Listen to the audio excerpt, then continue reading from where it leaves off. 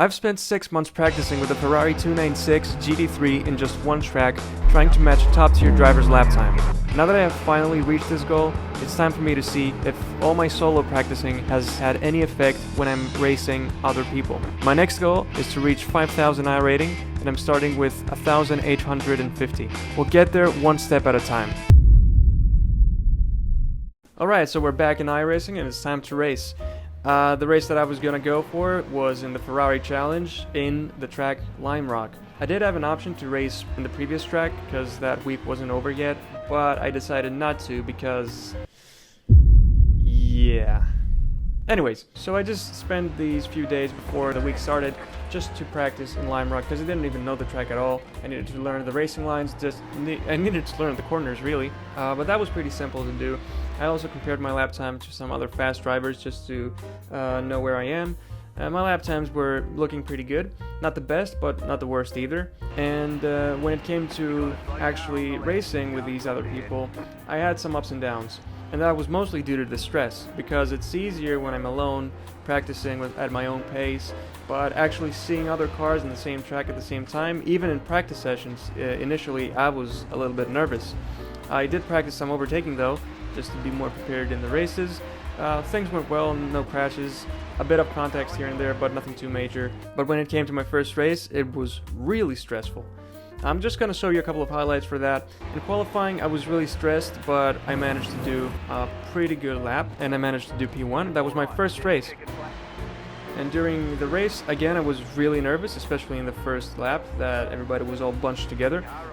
But I managed to defend my position pretty well, to the point where P2 and P3 started fighting each other, and that let me create a good gap between them. And that race I did have some ups and downs though, because there were a couple of lap cars in front of me that were slowing me down but also didn't let me by, so I didn't want to do anything risky and try to pass these cars and then crash with them, so I decided to stay behind them for most of the race. Unfortunately, that led the guy in P2 to start catching up on me, and then after I made a stupid mistake on my own, the guy was able to pass me. Anyways, it all ended well because a couple of laps later the guy, I guess, was onto too much pressure because I was catching up again. He knew that I was faster, so he probably just made a mistake on his own and I passed him there. And that was the end of that race. It was a good start. It was P1, starting from P1 and then ended P1.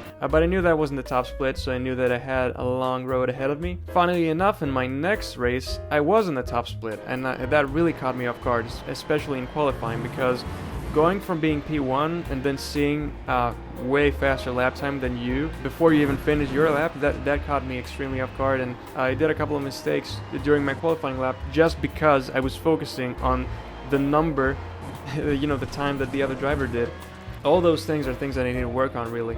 I started the race in P7 this time, and that was really tough.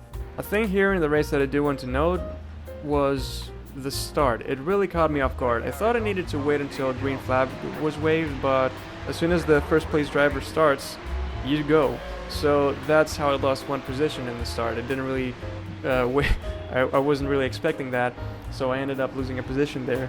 So I went to P8. Luckily, I overtook that car again a couple of corners later, although not in the cleanest of ways. At the time, it felt kind of okay what I did, but looking at it right now, it seemed like I really dive bombed there, and that could have ended really badly.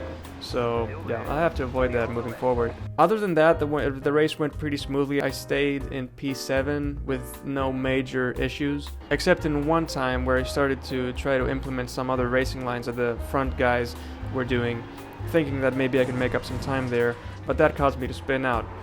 That's a note for me to not be too experimental when I'm racing, because that's not worth losing a position to. Luckily I didn't lose a position because I had made a big gap behind me, but it was still unnecessary. So after the race I did go back to practice a little bit more, because now I had some other goals in front of me, which were to match the lap time of the top driver.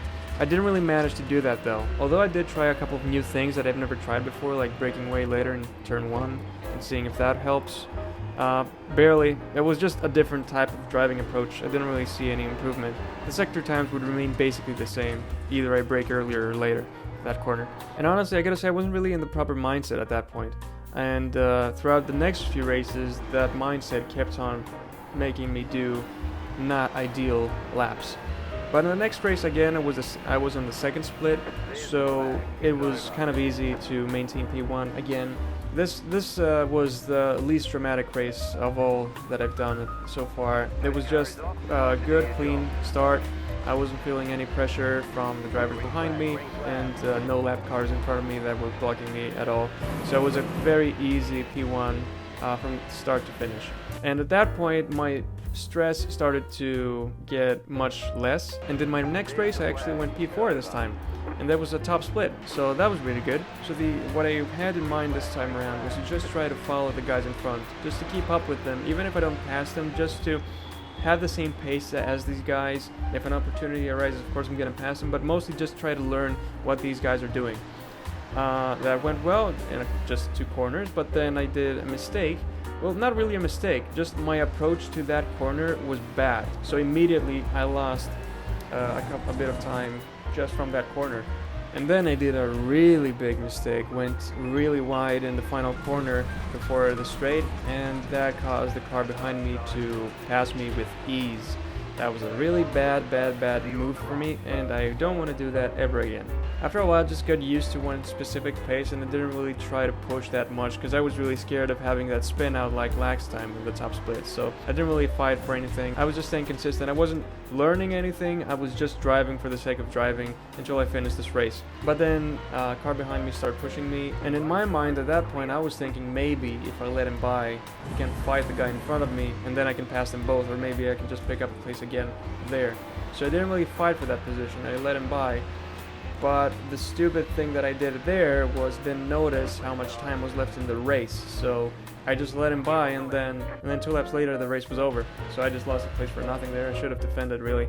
And then okay, the final race was easy again. I was in the second split, P1. No harm done there. Overall, I gotta say that these races were good for me to start to learn a couple of things. The most important things from these races was for me to lower my stress, which I did, which was good. Be a bit more aware with how much time is left during the race before you let people by. And yeah, maybe dial down how much I'm experimenting with new things during the race. But before I leave you, I do want to mention that all these races made me wonder what I'm doing wrong and why can't I be faster. So even though the season was over, I went into practice mode and I started experimenting on my own to see what I'm missing and why these people were doing 49.4s and 3s and I couldn't do that. Because theoretically I had done that, but consistently I wasn't really always in the zone on all these sectors to do these laps. So it just took me 11 minutes really just to find out with my own pace, and I did a 49.4. And looking at the leaderboards in Garage 61, I'm actually pretty happy with this result. Moving forward, I feel like I do need a bit more practicing before these races, or maybe do like 1 or 2 races to see where I'm at, and then practice on my own a little bit and then go back to racing. Because the only practicing that I did was before the race started, which was not enough time, and also I had a lot of people that were slower than me, and those guys were slowing me down, a lot of incidents, a lot of gravel everywhere. It wasn't really a good, consistent practice session for me, so I didn't really learn anything during those practice sessions. But as soon as I just went 11 minutes on my own, that's when I started actually improving. And I know that if I do a race now in Lime Rock, I'm gonna be much faster than before. So yeah, I'll keep those in mind in my next race. My iRating is 2,260. I'm really looking forward to the next season and see what I can do. Until next time, see you guys.